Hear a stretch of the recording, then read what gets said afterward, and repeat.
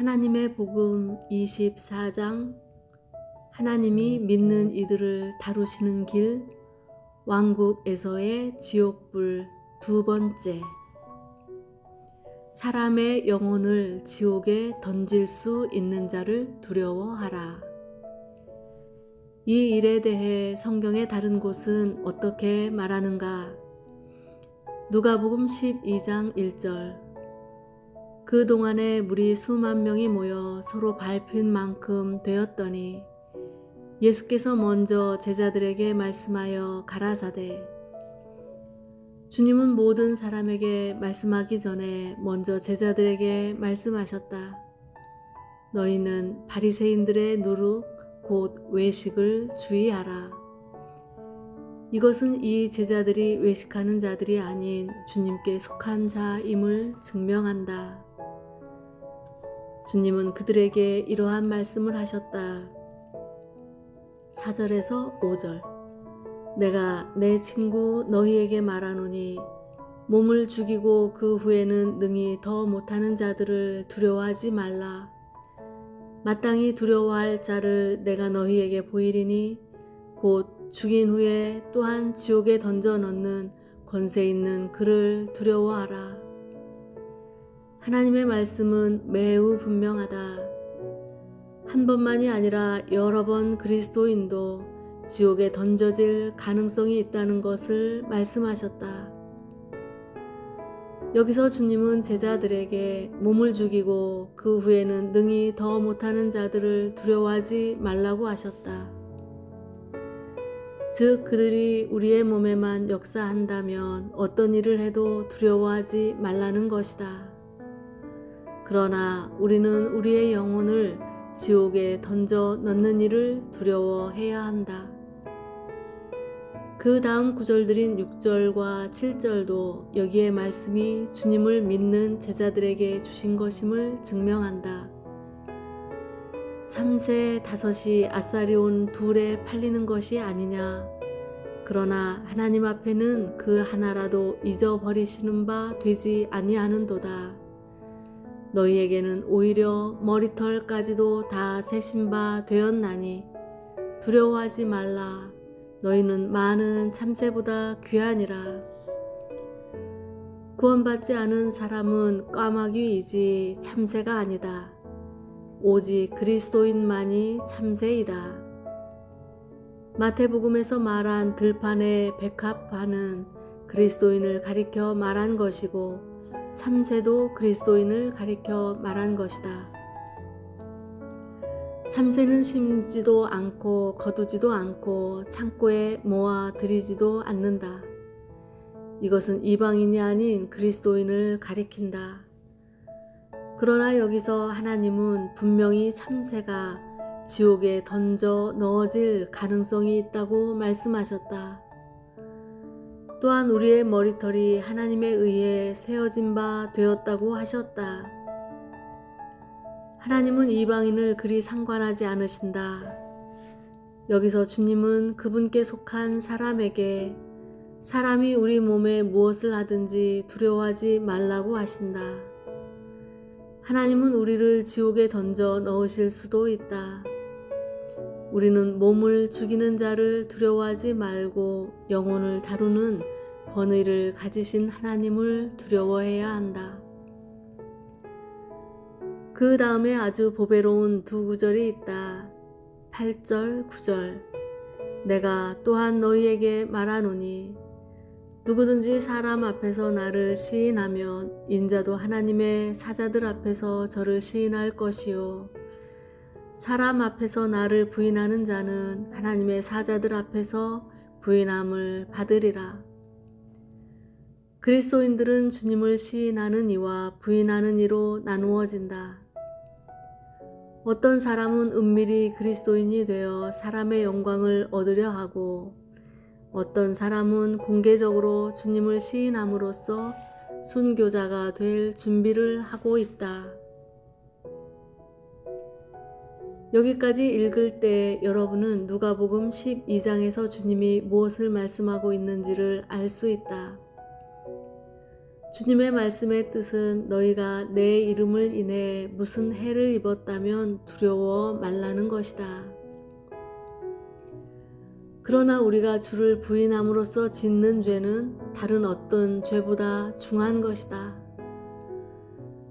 그분은 이런 사람을 하나님의 사자들 앞에서 부인할 것이라고 하셨다. 1절부터 9절까지를 읽은 후에 당신은 5절에 지옥에 던져 넣는 것이 바로 9절의 천사들 앞에서 부인함을 받는 것임을 볼 수 있다. 여기서 천사들 앞에서 그를 시인하는 것을 다음과 같은 예로 설명해 보겠다. 한 소년이 밖에서 나쁜 짓을 하고 갇히게 되었을 때 그의 부모나 가족들은 그가 징벌을 피하도록 그를 대신해 책임을 진다. 그러나 어떤 소년은 너무 나쁘기 때문에 그 아이의 부모는 그가 약간의 고통을 받도록 그를 대신해 책임을 지지 않는다. 그래서 그 부모는 그 아이에게 어떤 고통이 필요하다고 느껴 결국 그 아이를 보석해 내지 않는다. 주님은 믿는 이들을 이렇게 대하신다.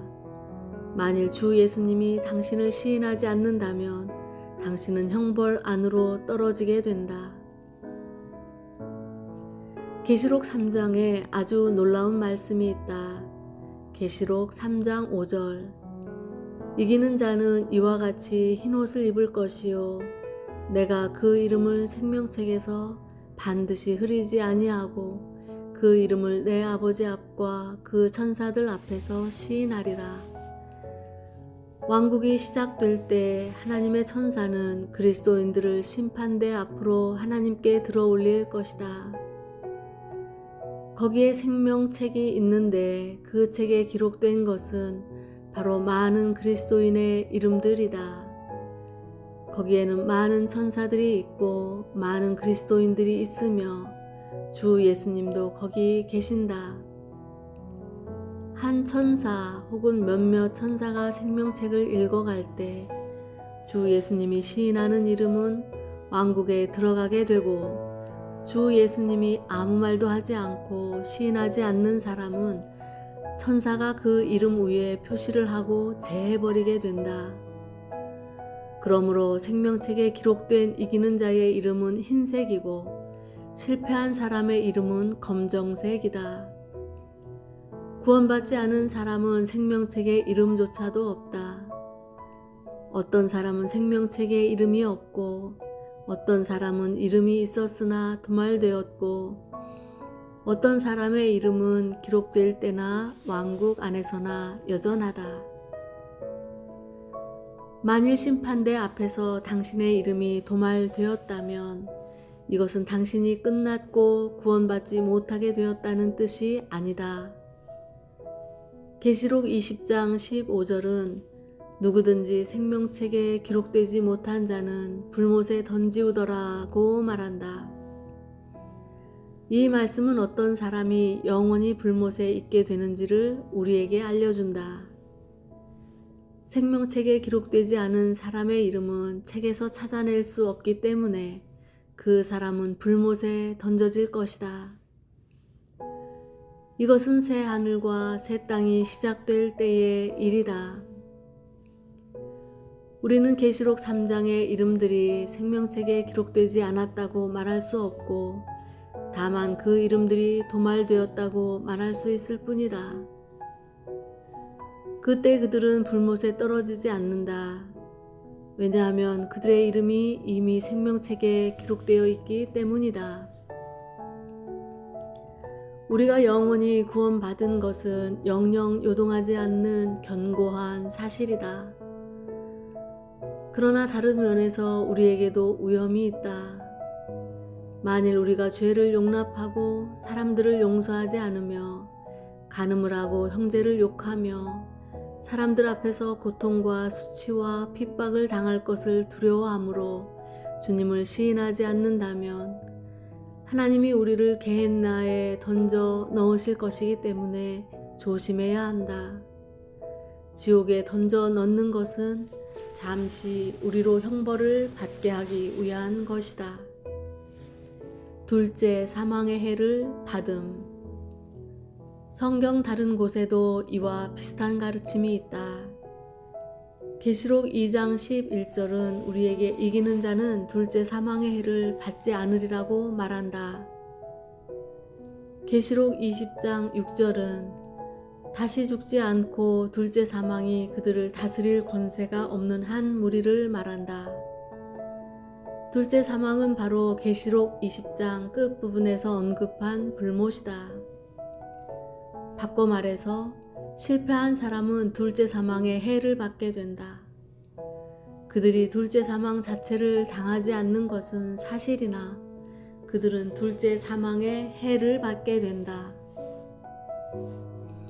그리스도인은 구원받았기 때문에 둘째 사망은 당하지 않겠지만 둘째 사망의 해를 받지 않으리라는 보장은 없다.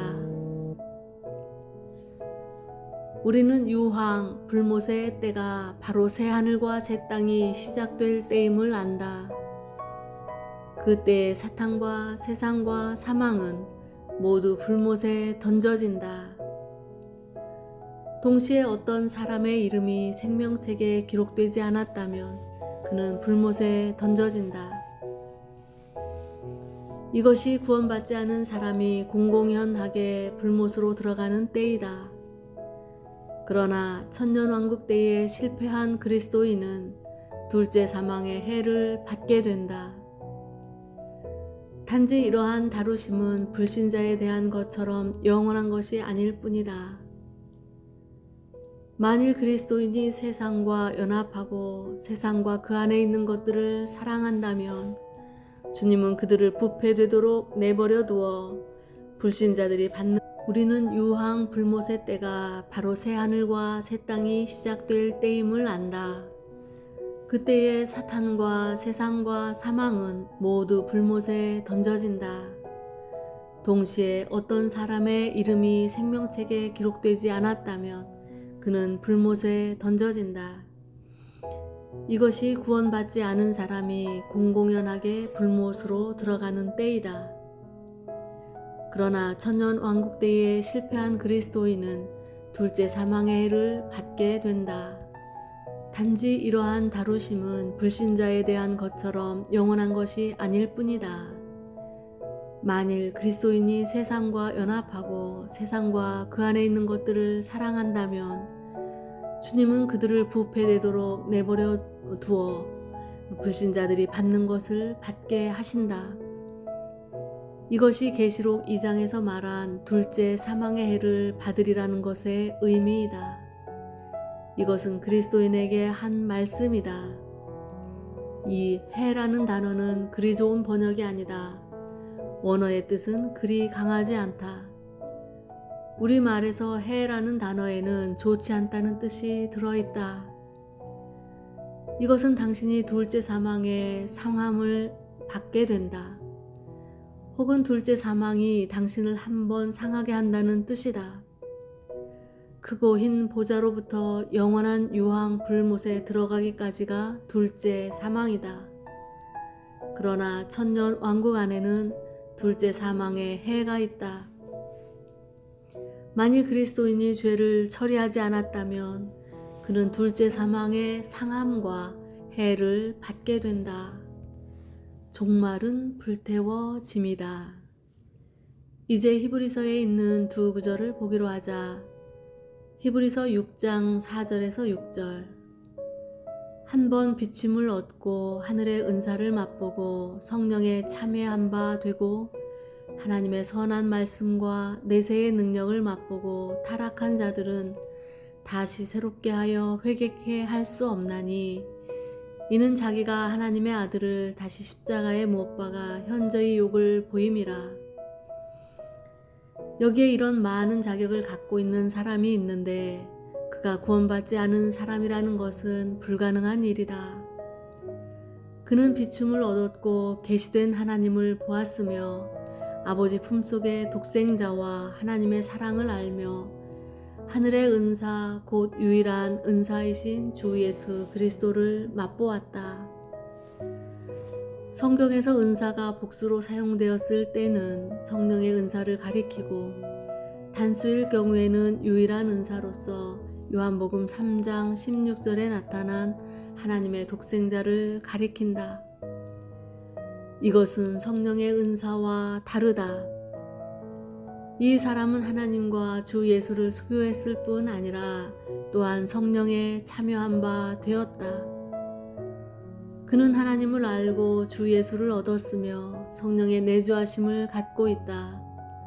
동시에 그는 하나님의 말씀을 맛보았고 내세의 능력을 맛보았다. 내세의 능력은 바로 천년왕국의 능력이다. 천년왕국에서 성령의 은사와 능력은 더욱 흥왕되고 각종 능력과 기사와 기적이 충만할 것이다. 이 때문에 여기서 내세의 능력이라고 말한 것이다. 내세의 능력을 맛보았다는 것은 천년왕국에 속한 것을 맛보았다는 것이다. 그러므로 이 사람은 확실히 구원받은 사람인 것이다. 만일 오늘 이 사람이 진리를 버리고 미끄러지고 넘어졌다면 다시 그를 회개케 할 수 없다. 당신은 그로 하여금 다시 예수를 믿고 새로운 시작을 갖도록 할 수 없다. 이 사람은 많은 역사를 거치고 많은 비를 흡수하였지만 넘어졌으며 하나님께 드리는 합당한 것들을 내지 않고 가시와 엉겅퀴를 내었다. 그러므로 이러한 사람은 땅이 그 위에 자주 내리는 비를 흡수하여 밭가는 자들의 쓰기에 합당한 채소를 내면 하나님께 복을 받고 만일 가시와 엉겅퀴를 내면 버림을 당하고 저주함에 가까워 그 마지막은 불사름이 되리라. 히브리서 6장 7절 8절 라는 말씀과 같다. 이 사람의 종말은 다음 세 가지이다. 첫째로 그는 버림을 당한다. 이 버림당함은 바로 고린도전서 9장 27절의 버림당함이다. 바울은 그가 복음을 전한 후에 버림을 당할까 두려워한다고 말했다. 이것은 하나님이 그를 쓰시지 않는다는 말이다. 오늘날 하나님이 나를 사용하시지 않는다면 그분은 왕국시대에도 나를 사용하지 않으실 것이다. 사람이 버림을 당하거나 버림이 되는 것은 바로 왕국 안에서 하나님에 의해 쓰임받지 못하고 버림받는 것이다.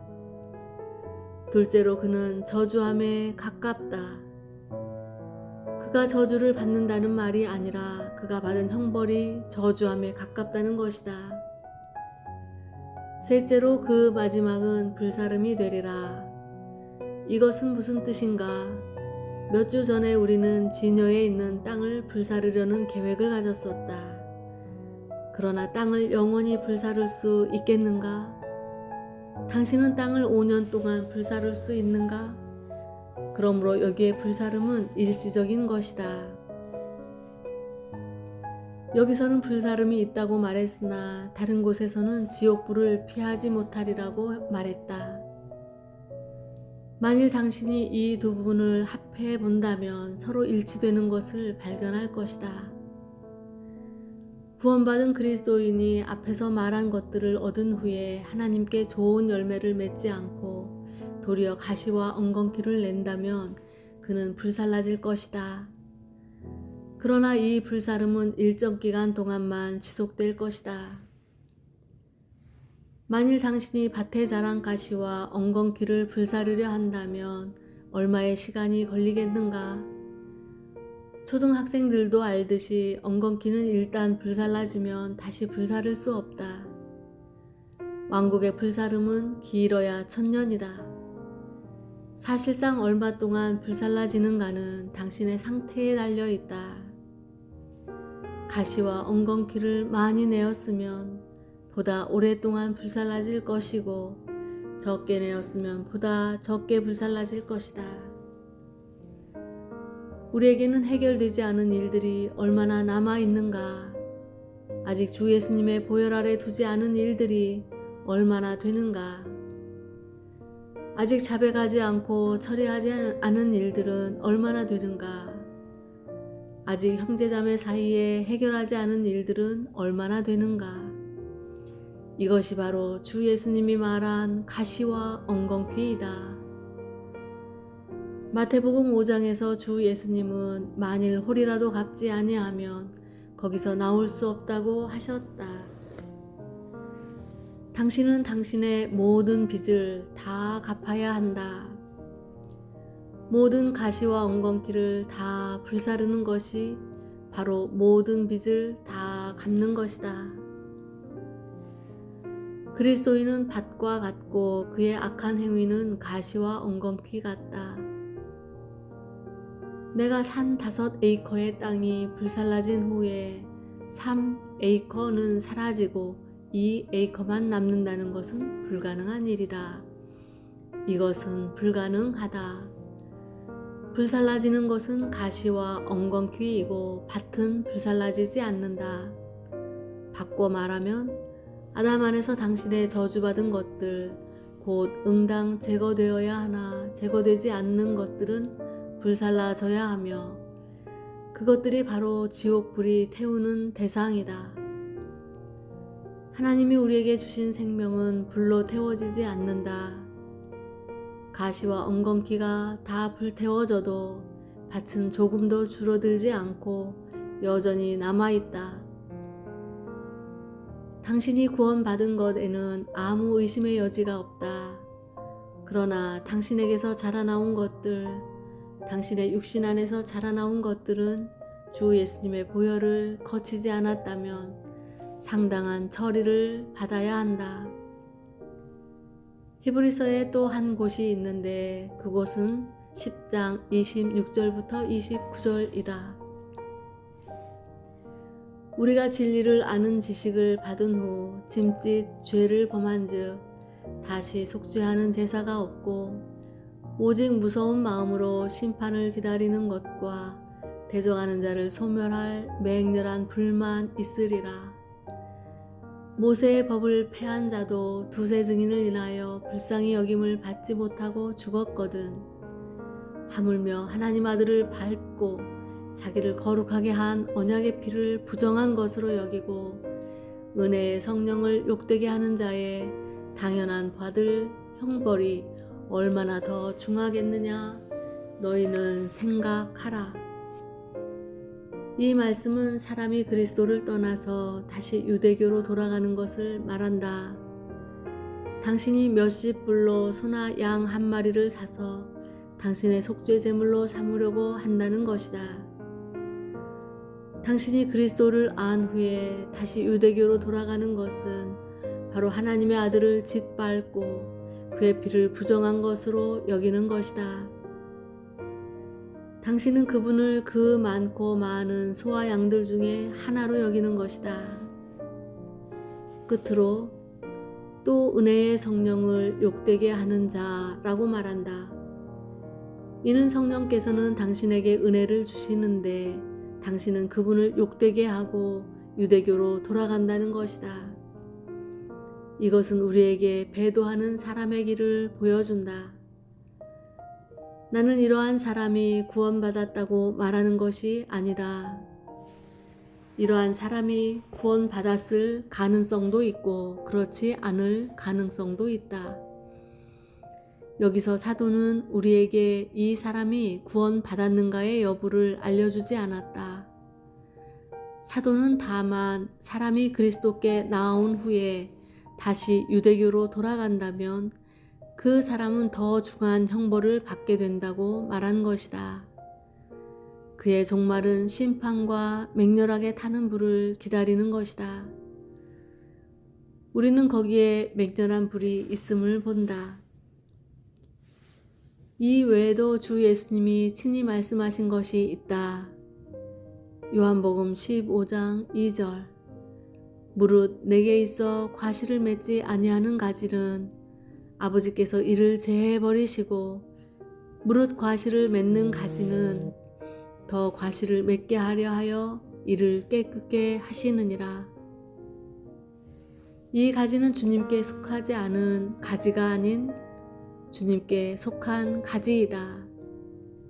여기서 가리키는 것은 잠시적인 형벌이 아닌 오늘날의 징계일 수도 있다. 그러나 6절은 이렇게 말한다.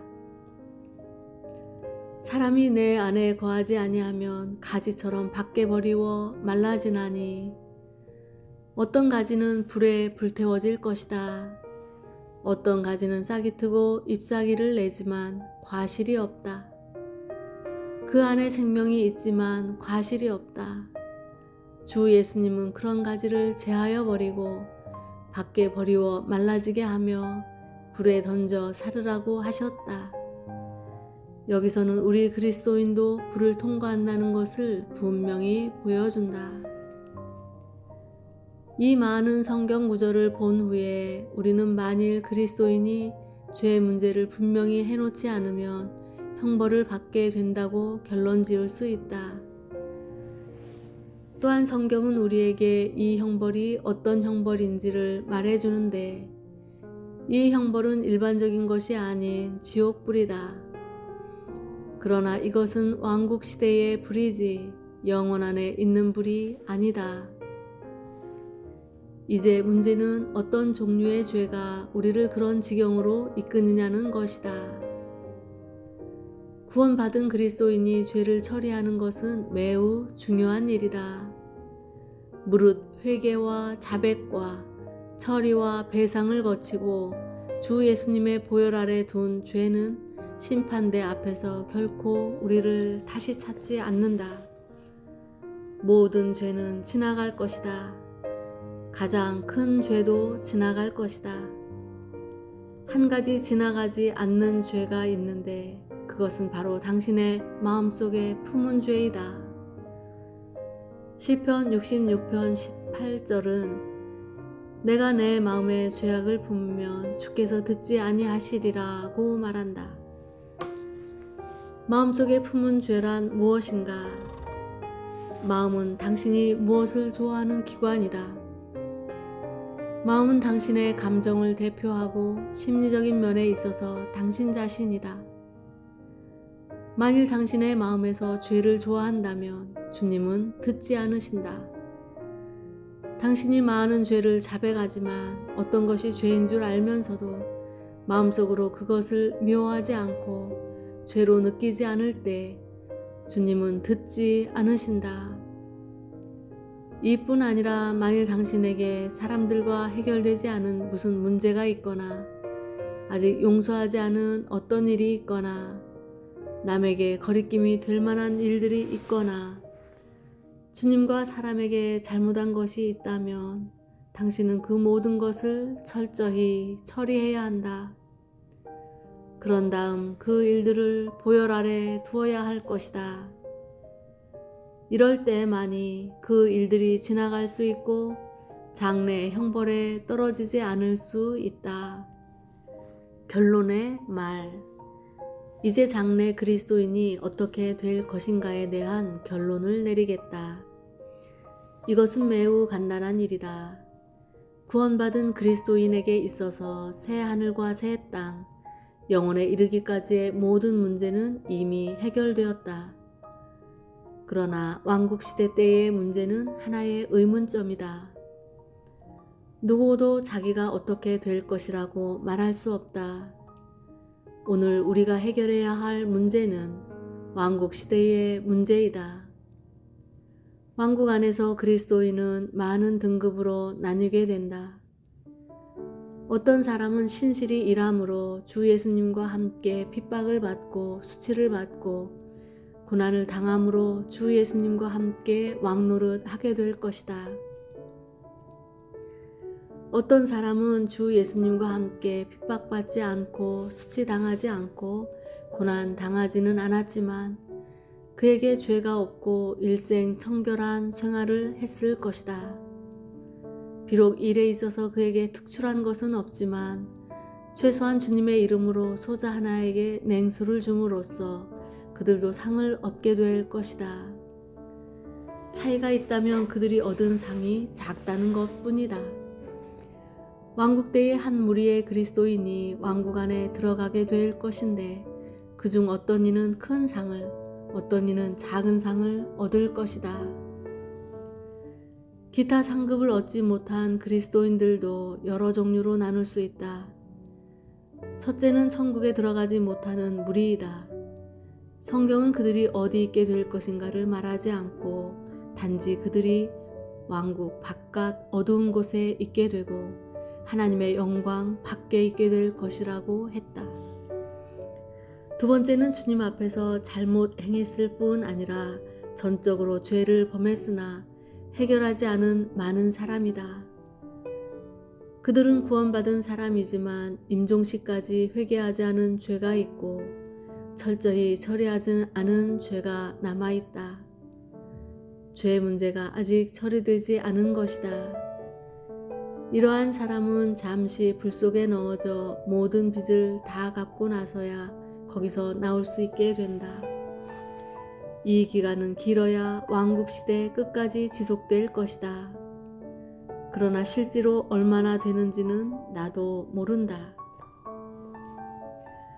장래일에 관하여 아직 우리가 모르는 많은 일들이 있다. 그러나 성경이 우리에게 알려준 것은 이미 충분하다. 비록 많은 상세한 부분에 있어서 우리가 보지 못한 것도 있지만 하나님의 자녀들이 직면하는 것에 대하여는 이미 충분히 말했다고 할 수 있다. 어떤 사람은 상을 받게 되고 어떤 사람은 망하게 되며 어떤 사람은 옥에 갇히게 되고 어떤 사람은 불에 던져져 태워질 것이다. 구원의 문제에 관하여 우리는 앞에서 충분히 보았다. 주 예수를 믿고 의지한 그리스도인의 구원 문제는 이미 해결되었고 영생의 문제도 해결된 것이다. 그러나 구원받은 후부터 죽기까지의 그의 모든 행위의 실패와 성공은 왕국 안에서 그가 받을 것을 결정해 준다. 우리 하나님은 공평한 분이시다. 한 면에서 그분은 구원이 우리에게 값없이 주어지는 것임을 보여주신다. 믿는 자에게는 영생이 있다. 누구도 이 사실을 전복시킬 수 없다. 다른 면에서 주님은 우리가 영생을 얻었다고 해서 함부로 죄를 지을 수 없다는 것을 보여주신다. 만일 우리가 가시와 엉겅퀴를 내면 불사름을 통과하게 될 것이다. 만일 주 예수님이 우리를 죄에서 건지실 수 없고 우리의 생활에서의 문제가 처리되지 않았다면 하나님이 장래에 우리를 질책하시는 것 외에 다른 길이 없다. 그분은 우리가 새 하늘과 새 땅에서 그분과 함께 거하도록 특정한 형벌로 우리를 정결케 하실 것이다. 하나님은 공평하신 하나님이시고 그분의 예비하심도 공평하다. 일단 이러한 것들을 보았다면 우리는 하나님 앞에서 어느 정도 가르침과 경계를 받았을 것이다. 성경을 읽는 합당한 태도. 여기서 성경을 어떻게 읽는가에 관하여 몇 가지 언급하겠다. 첫째로 어떤 무리는 오로지 은혜만을 믿기 때문에 성경을 읽을 때 왕국에 관련된 모든 것을 다 유대인에게 적용시킨다. 그들의 설교를 들어보고 그들의 책들을 읽어본다면 그들이 왕국에 관한 모든 것들을 유대인에게 적용시키는 것을 발견할 수 있다. 은혜에 관한 모든 것은 교회를 위한 것이고 화에 관한 모든 것은 다 유대인을 위한 것이다. 모든 무겁고 어렵고 힘든 것은 유대인을 위한 것이지 우리를 위한 것이 아니라고 말한다. 이것은 어리석은 것이다. 하나님의 말씀은 유대인이든 이방인이든 간에 그분의 자녀를 위한 것이다. 어떤 사람은 바울의 서신에 이방인을 위한 것이라는 지적이 없기 때문에 그 서신들은 이방인을 위한 것이 아니라고 말한다. 그 반면에 어떤 무리들은 이제까지 언급된 성경 구절들이 다 불신자들을 위한 것이라고 말한다. 그러면 죄인에게도 승리하고 패배하는 문제가 있단 말인가? 그것은 터무니없는 말이다. 이에 대해 하나님의 말씀은 매우 분명히 우리에게 보여준다. 하나님이 우리에게 하신 말씀이라면 그것이 달든 쓰든 다 먹어야 한다. 사람들은 은혜에 대해 들을 때에는 기뻐하지만 왕국에 대해 들을 때에는 싫어한다. 그러나 한 면에서 우리에게 은혜를 보여주고 다른 면에서 공의를 보여주는 이러한 말씀은 균형 잡혀 있다. 다음과 같은 우화가 있다. 한 번은 고양이가 독수리를 만났다. 독수리는 고양이에게 하늘은 이런저런 면에서 정말 좋으니 거기로 데려다 줄까? 라고 물었다. 그랬더니 고양이는 가지 않겠다고 했다. 무엇 때문이니? 하늘에 쥐가 있니? 쥐가 있으면 가고 없으면 안 갈 거야. 하늘은 거룩하고 죄나 세상이나 사탄이 없는 곳이다. 오늘 만약 하나님이 당신을 하늘로 데려가신다면 당신은 거기서 살 수 있겠는가? 만일 우리가 오늘 돌이키지 않는다면 합당하게 될 때라야 거기에 들어갈 수 있을 것이다. 주 예수님은 이미 우리를 구원하셨다. 그러나 주관적인 면에서 만일 우리가 성령으로 하여금 그리스도를 우리 안으로 역사하시게 하지 않는다면 하나님은 우리의 유익을 위해 우리가 그분과 함께 있기에 합당하게 되도록 우리를 채찍질 하실 것이다. 만일 우리가 은혜만 전하고 왕국을 전하지 않는다면 교회는 손상을 입게 되고 하나님의 자녀들도 손실을 당하며 왕국이 임할 때에는 더 큰 손실을 보게 된다. 그러므로 여기서 나는 부득불 말하지 않을 수 없다. 어떤 사람은 내가 전한 몇 메시지로 인해 나를 더욱 반대할 것이다. 만일 이것이 내 말이라면 나는 그들의 반대를 받아들이고 나 자신도 반대할 것이다. 그러나 만일 이것이 하나님의 말씀이고 하나님이 말씀하신 것이라면 우리는 말하지 않을 수 없다. 난들 이러한 말이 아닌 사람의 입맛에 맞는 말을 하고 싶지 않겠는가? 나는 마태가 아니고 마가도 아니며 바울도 아니다. 히브리서를 내가 쓰지 않았고 계시록도 내가 쓰지 않았다. 만일 내가 쓴 것이라면 수정할 수 있을 것이다. 그러나 이것이 하나님이 말씀하신 것이라면 그분은 이미 전하셨고 그렇게 하기로 결정하셨다. 친구들이여, 성경을 읽을 때 당신은 사람이 무엇라고 말했는지를 볼 것이 아니라 하나님이 무엇라고 말씀하셨는지를 보아야 한다. 당신은 하나님이 무엇라고 말씀하셨는지를 관심해야 한다. 오늘날 가장 큰 문제는 하나님의 자녀들의 머릿속에 많은 견해가 있다는 것이다. 그들이 진리라 칭하는 어떤 것들이 있고 그들이 이단이라고 하는 것들도 있다. 그들은 그들과 같은 것은 다 진리이고 그들과 같지 않은 것은 모두 이단이라고 생각한다. 아무리 많은 성경 근거를 가지고 있어도 그들의 생각이나 관점과 다른 것은 모두 이단이라고 한다. 이런 태도를 가진 사람이 있다면 그는 끝난 것이다. 오늘날 우리가 관심해야 할 것은 하나님의 말씀이 어떠한가이다. 내가 하나님의 말씀에 따른 이단을 말하고 사람의 가르침에 따른 진리를 반대할 수 있음을 인해 내 마음이 심히 기쁘다. 오늘 하나님 앞에서 다른 어떤 것도 당신 위에 권위가 되게 해서는 안 된다는 것을 정확히 보기 바란다. 우리는 다른 권위를 모르고 무엇이 신학인지도 모르며 무엇이 사람의 말이고 무엇이 교회의 유전인지도 모른다.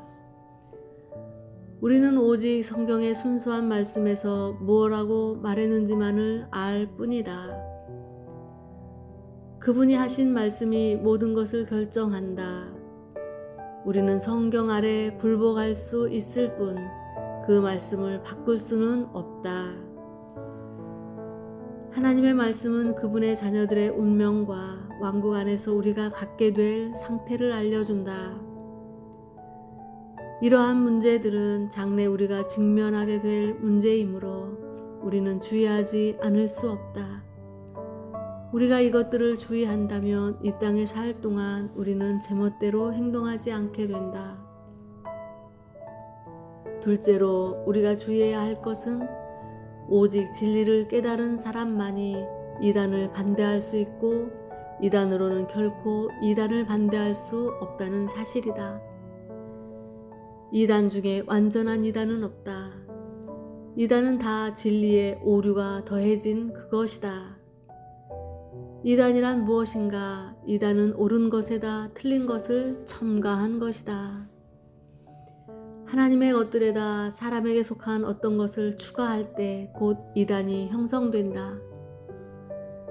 천주교 안에 있는 사람들은 성경을 이해하지 못하기 때문에 연옥의 교리를 전파한다. 오늘 당신이 내가 전한 이 몇 메시지를 읽어보지 못했다면 당신은 연옥에 대한 교리가 옳은지 그른지를 알지 못할 것이다. 그러나 읽어보았다면 당신은 연옥에 대한 천주교의 가르침이 전혀 옳지 않음을 알게 되고 이것을 이단이라고 할 것이다.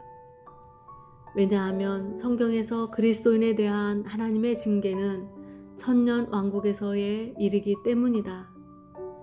천주교는 오늘이 연단될 때라고 말한다. 그들은 이 땅에 사는 동안 그리스도인이 표준에 이르지 못하면 천당에 가지 못하기 때문에 연단되어야 한다고 말한다. 또 일단 그리스도인이 죽으면 하나님은 그가 완전히 연단될 때까지 그를 연단시키신다고 말한다. 그러나 성경에서는 이런 교리를 찾아볼 수 없다. 성경에서 그리스도인이 죽은 후에 음부에 가서 연단될 것이라는 말을 결코 찾아볼 수 없다. 성경은 장래 왕국 안에서 징계를 받게 되는 것이지 오늘 음부 안에서 연단되는 것이 아님을 우리에게 보여준다. 둘째로 천주교의 근본적인 오류는 그들이 죽은 후에 신부가 기도를 하거나 살아있을 때 면죄부를 사면 연옥의 시험을 감소시킬 수 있다고 말하는 것이다. 그러나 이것은 성경에서 찾아볼 수 없는 말이다. 성경은 오직 긍휼히 여기는 자는 긍휼히 여김을 받는다고 말했다. 결코 신부의 기도가 죽은 사람으로 무엇을 탕감받게 해주는 것이 아니라 성경에는 결코 죽은 사람을 위해 기도하는 것이 없다. 셋째로 그들은 사람이 잘 연단받으면 구원받을 수 있다고 말한다. 이것은 근본적으로 성경의 교리를 뒤집는 것이다. 성경은 천하 인간 가운데 주 예수님 외에 우리가 구원받을 수 있는 다른 이름이 없다고 말한다. 오직 주 예수님만이 우리를 구원하실 수 있다. 주 예수 외에 다른 구원의 길이 없다. 징계와 질책은 우리의 구원을 위한 것이 아니라 우리의 성결을 위한 것이다. 하나님이 우리를 징계하시기 전에 우리의 구원 문제는 이미 해결되었다. 그러나 우리에게 아직 하나님을 닮지 않고 완전하지 않고 좋지 않은 부분이 있기 때문에 오늘 하나님이 우리를 징계하시되 내세 왕국 때까지 우리를 징계하시는 것이다. 성경 진리를 깨달았다면 당신은 천주교의 이단을 보았을 것이다. 천주교는 다만 그의 목적을 위해 성경 몇 마디를 이용했을 뿐이다. 그러나 성경 진리를 이해했다면 당신은 연옥의 교리가 은혜의 성질을 망쳐놓았음을 보게 될 것이다. 비록 나는 더러운 사람이지만 주 예수님으로 말미암아 구원받았음을 인해 하나님께 감사드린다. 구원이 나로 말미암지 않고 그분으로 말미암기 때문에 죽은 후에 나는 연단될 필요가 없다. 우리는 징계가 무엇인지 안다. 징계는 바로 하나님이 우리로 그분을 완전히 닮게 하시는 것이다. 그분이 나를 질책하시는 목적은 나로 그분을 닮고 그분과 똑같이 되게 하려는 것이다. 이것은 나의 구원과 무관하며 그분의 가정에서의 일이다. 마지막으로 이것을 깨달았다면 우리는 개신교 안에 이단을 다룰 수 있다. 오늘날 개신교 안에서는 두 종류의 오류가 발전되고 있다. 첫째는 사람이 한번 구원받으면 영원히 구원받고 사람의 행위는 어떠해도 좋다고 말하는 한 무리의 개신교 신학자들의 주장이다. 그들은 그리스도인이 한번 구원받으면 영원히 구원받고 그가 죽을 때까지 행위가 좋지 않아도 왕국 안에 있을 수 있으며 다만 그의 지위가 남보다 낮을 뿐이라고 말한다. 그의 가장 큰 손실은 왕국 안에서 지위가 남보다 낮은 데 있다고 말한다. 이러한 말들은 사람으로 방종하게 하고 제멋대로 행하게 한다. 은혜란 무엇인가? 이 무리에게 있어서 은혜는 느슨함과 방종을 위한 기회이다. 또 한 무리는 사람이 믿은 후에도 구원을 받지 못할 가능성이 있다고 주장한다. 그들은 경우에 따라 하루에 서너 번씩도 구원을 받아야 한다고 말한다. 만일 이것이 사실이라면 생명책은 기록했다 지웠다 하는 것으로 인해 아주 희미하게 보일 것이다. 전에 어떤 형제는 만일 한 번 믿어서 영원히 구원받지 못한다면 생명책이 엄청나게 두꺼울 것이라고 했다. 내 이름만도 몇 번이나 기록되고 몇 번이나 지워졌을지 모른다. 만일 범죄한 즉시 정죄받고 지옥에 내려가야 한다면 이것은 사람으로 하여금 구원이 은혜로 말미암은 것인지 행위로 말미암은 것인지를 의심하게 한다. 이 양쪽은 다 극단이다. 이 두 무리는 모두 성경적인 근거를 가지고 있다. 성경은 사람이 한번 구원받으면 영원히 구원받는다고 말한다. 성경은 또한 그리스도인도 잠시 불에 던져질 가능성이 있음을 우리에게 알려준다. 그러나 문제는 어떤 형제가 한번 구원받으면 영영 구원받는다는 한쪽 진리만 붙잡고 왕국의 징계를 말하지 않는 데 있다. 또 어떤 형제는 만일 우리가 지옥에 던져진다면 이것은 우리의 영생이 가변적인 것이며 영영 멸망하는 것이라고 생각한다. 그러나 만일 우리가 왕국과 영세, 잠시적인 천년의 형벌과 영세의 형벌과의 차이점을 보았다면 비록 그리스도인이 장래 형벌받을 가능성이 있을지라도 여전히 하나님이 그분의 양들에게 주신 영생은 영원히 멸하지 않는 것임을 분명히 볼 수 있게 된다. 이러한 인식은 우리로 하여금 사람이 한번 구원을 받으면 영원히 구원받고 하나님의 은혜로 구원받은 사람은 영영 멸망하지 않는다고 담대히 말할 수 있게 된다. 이렇게 될 때 우리는 천주교의 연옥이 이단이라는 것을 알게 될 뿐 아니라 구원과 징계를 분명히 구분할 수 있게 된다. 하나님이 우리에게 은혜를 주사 나사렛 사람 예수의 역사로 말미암아 영생의 문제는 이미 해결되었으나 왕국 때에 우리가 어떻게 될 것인가는 우리의 행위에 달려 있음을 보여주시기 바란다. 아멘.